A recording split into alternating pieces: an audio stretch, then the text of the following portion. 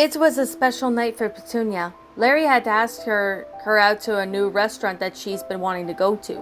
As she was getting dressed for a date with Larry at her home, while Tina was about to head to bed. Gee, Petunia, are you nervous? Asked Tina Celerina. Why, no, not at all, Tina, replied Petunia behind her closet door. Okay, how long were you and Larry dating? Asked Tina. Oh, ever since I graduated from high school 6 years ago. He told me that he really liked me on the day I graduated, and I was a sophomore for him at the time, replied Petunia. And you were 2 grades ahead of him? Asked Tina. Yep, I'm also 2 years older than him, replied Petunia. I did not know that, even though I've been your best friend since college, Tina said. Petunia hopped out of her closet with her dating dress. A red dress with floral prints and a skirt with a mustard flower were in the center of her chest. Similar to what the usual pinkish purplish dress as Tina got a good glance at the dress. Ooh, pretty, said Tina. Gee, thanks. I've been saving this dress for a special occasion, Petunia said. Well, you have a great time. I'll see you tomorrow, said Tina. Thanks, I'll see you tomorrow as well, Petunia replied as Tina went to her room. Petunia then grabs her truck keys and then heads to the flowery delivery truck. She picks up Larry while thinking about the date that they'll go. Her tummy growls. Oh, I hope I get there soon before I start and ended up eating myself, Petunia said to herself jokingly. At Bob and Larry's house, Larry was wearing a fancy tuxedo for his date with Petunia. Yeah, I sure hope it goes well, Larry said nervously.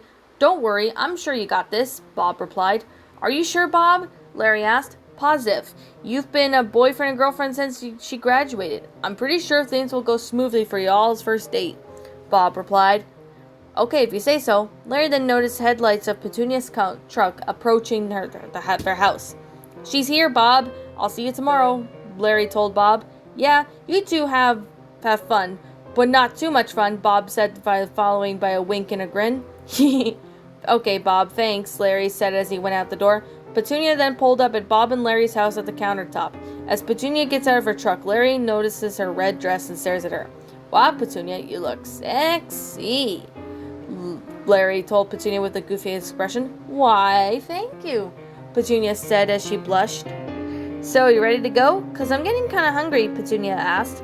Yep, let's go, Larry replied.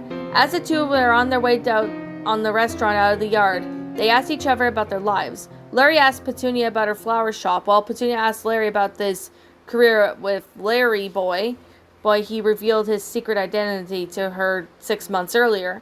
How did he manage to stop Mateo Toto several times when he took Junior under his wing as a sidekick, and when Laura, Jimmy, and Bob wanted to become superheroes as well, especially Bob. They arrived at the restaurant. The moon was shining bright, and the night sky looked beautiful. The two then got out of the truck and went inside the restaurant, and there were a lot of fancy vegetables there. Neither of them could recognize a majority of them. The only two they were able to recognize they were dining is Mayor Ichabod and Ichabod when they headed up to their table. This place seems very nice, Petunia said to Larry, trying to strike up a conversation. Yeah, it sure does, Larry replied, looking at the ground of the fancy restaurant. Mayor Ichabod and Ichabod then noticed the two of them together and made their way towards them to see what's up. Hey, Larry, Petunia, you all two dating now? Mayor Ichabod asked. Kind of. This is our first one, Petunia answered. Although we have been boyfriend and girlfriend for 6 years, Larry answered. You all been in love with each other for that long? Took you all to go on an actual date like this? Ichabod asked, unimpressed. Oh yeah, I was nervous of asking Petunia out on an official date. Plus, she's 2 years older than me, Larry answered. Okay, I'm then gonna go back to my dinner. Have a good time for your date, Ichabod said. Yes, I need to go finish my dinner too. Happy date to the two of you, Mayor Ichabod said. Will do, Petunia said. After Larry and Petunia had finished their dinner, the waiter, who happens to be an ear of a corn, approaches their table.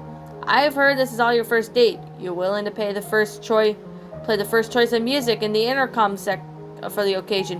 What type would you all like? The corn waiter asked. Larry and Petunia answered at the same time with different choices. Disco, romantic. The two of them stared at each other in confusion. Larry, disco isn't music little much, Petunia asked.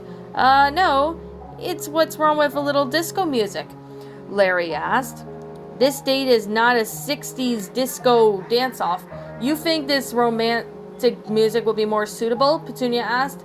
Not really. Romantic music is boring. Only boring people listen to that. Disco is more fun, Larry replied. Petunia then gets a little defensive after what Larry said. You think I'm boring, Larry? Petunia asked defensively, rather angrily. Then Larry gets a little defensive as well. No, I just think romantic music is boring, Larry replied. Well, you didn't have to be rude about it. I did not say anything rude about disco music, didn't I? Petunia upsettingly asked. No, and you didn't have to talk to me like that either, Larry said angrily. Mayor Ichabod and Ichabod and some of the other vegetables in the restaurant noticed the two fight. Oh no, one of those ugly moments couples have, Ichabod replied nervously under his breath. Okay, I don't want to get in the middle of whatever it is, the corner waiter says as he backs away from the cucumber and the rhubarb's fight. Well, you started it all, and I was making a suggestion, Petunia said angrily. Well, it was a bad suggestion. Do you have any taste in music, woman? Larry asked angrily. Don't you talk to me like that, Larry, Petunia angrily yelled. Don't you yell at me like that, Petunia. Yeah, Larry yelled back. You know what? This date was a mistake. I'm going back home, Petunia shouted. Fearing that it hurts Larry's feelings, he then snaps back. Fine. Me too, Larry shouted back at Petunia.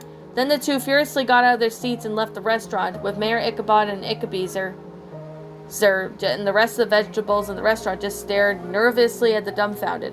Whoa, I've never seen Petunia or Larry that angry, especially towards each other, Ichabod said quietly to himself. Not only that didn't tip me, I forgot to give them their bill. I am so getting fired for that, the corn waiter said nervously. Petunia was driving Larry home. Since it was too far for him to hop back home, there was nothing but dread silence in the truck. The two were upset at each other for the talk things over. Although the fight was not over yet, Larry then burped, which caused Petunia to get upset even more. Ew, you could at least say excuse me, Petunia shouted angrily. I was about to, but when you interrupted me, Larry shouted back. Petunia then took her eyes off the road and glared at Larry. This date was a total disappointment to me. Maybe you should, Petunia half said. Crash. Petunia accidentally ran her truck into the stairs in front of the house and both knocked them over. Unfortunately, Mr. Lunt saw what happened and called an ambulance immediately. Hello, there has been a serious car accident outside the house in the direction of the New Fantasy restaurant. Bring an ambulance quickly, Mr. Lunt panically shouted into his cell phone. Then he hangs up the cell phone, being informed about the ambulance was on the way.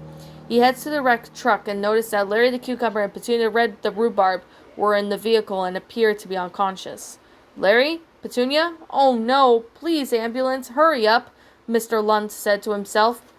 The ambulance arrived within 8 minutes and put Larry and Petunia inside the back of it and rushed to the emergency room. The two were placed in separate rooms. Both of them were still unconscious. Bob and Tina then received phone calls from the hospital telling them about what happened. They were panicked and informed the voice on the other end that they would know they would be on their way. Bob and Tina confidentially ran into each other and while on the way to the hospital. They knew that each other got a phone call from the hospital regarding Larry and Petunia, so they let some other friends know what happened so they could come. Mayor Ichabod and Ichabod heard about what happened, so they were leaving too. They decided to go see them in the hospital.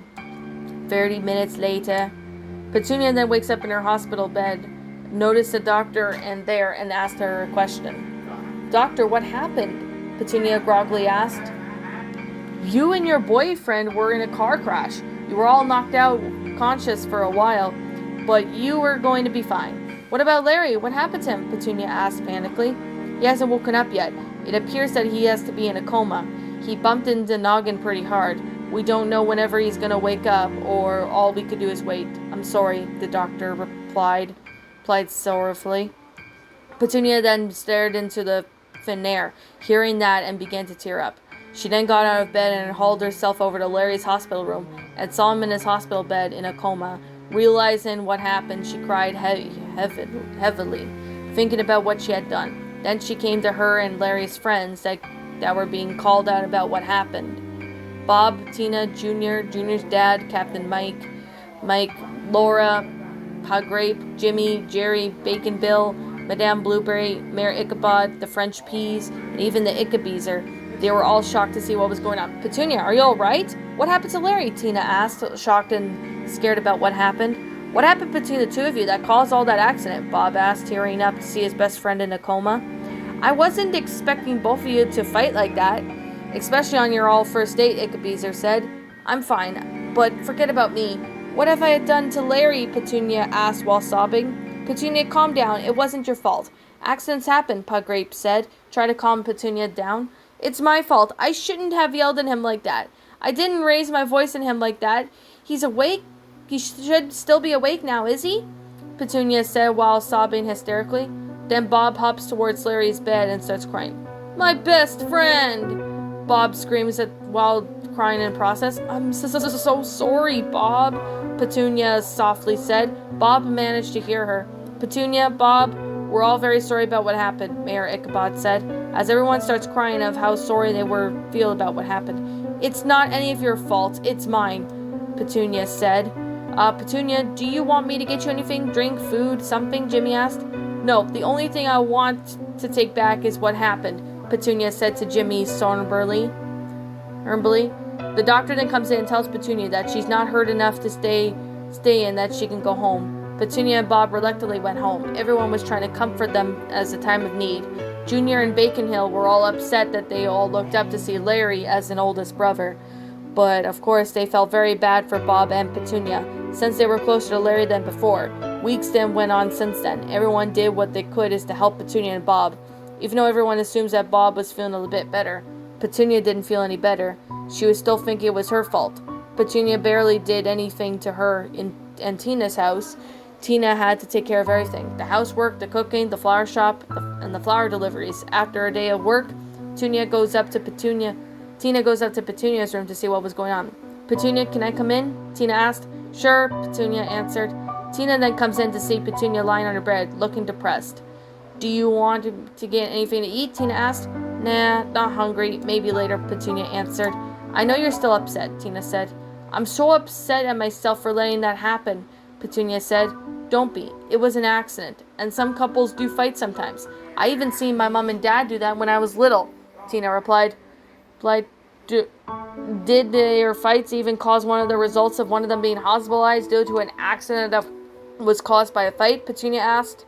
No. When you put it that way, not really no, Tina said. You know what, Tina? I guess I would like to have a burger, Petunia said. Okay, I'll go cook you one, Tina said. No, you don't have to. You could just go order one out, Petunia said, knowing that she or Tina were really good at cooks, so they would often order their meals out. But Petunia does cook sometimes. It's never really that good, although Petunia's cooking is slightly better than Tina's cooking. Oh, okay, I'll be right back, Tina said as she left to go to Pa Grape's shop. While Tina was on her way back on their way to the shop, she ran to Ickabeezer. Hey Tina, how's she doing? Ickabeezer asked. Barely any process, Tina replied. Oh well, if she or you ever need me, you all let me know if you want something I could do for you. I told Bob this also, Ickabeezer said.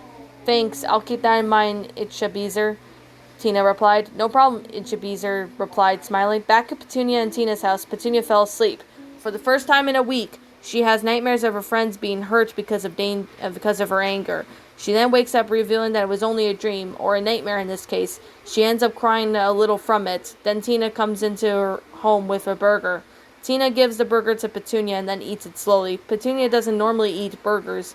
Mainly they were pretty fattening, especially to females, but she enjoyed it nonetheless.